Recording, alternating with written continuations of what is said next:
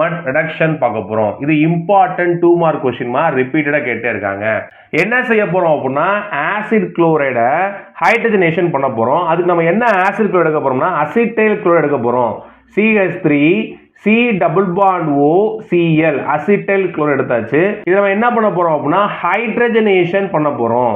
இது நடக்கணும்னா என்ன பண்ணணும்? கேட்டலிஸ்ட் போடணும். என்ன போட போறோம்னா பலாடியம் போட்டாச்சு.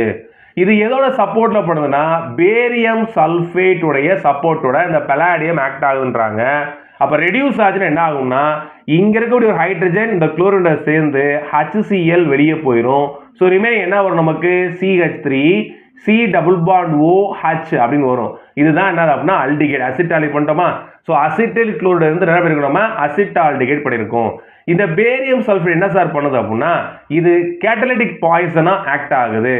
இங்க வந்து பலாடியம் வந்து கேட்டலிஸ்ட், இந்த பேரியம் சல்ஃபேட் வந்து கேட்டலிட்டிக் பாய்சன். ஏன்னா இது ஃபர்தரா ரெடியூஸ் ஆகாம இதோட தடுத்து நிப்பாட்டுறதுக்காக நமக்கு தெரியும் இந்த ஆல்டிகைட் ஃபர்தரா ரெடியூஸ் ஆச்சு அப்படின்னா நமக்கு பிரைமரி ஆல்கஹாலை கொடுக்கும். அப்படி நடக்காம இருக்கிறதுக்காக என்ன பண்ணுது அப்படின்னா இந்த பேரியம் சல்ஃபேட் வந்து பாத்தீங்கன்னா கேட்டலிட்டிக் பாய்சனா ஆக்ட் ஆகுதுன்றாங்க. இது ஒன்னோடாவும் கேட்கறாங்க. சரியா தங்கங்களா?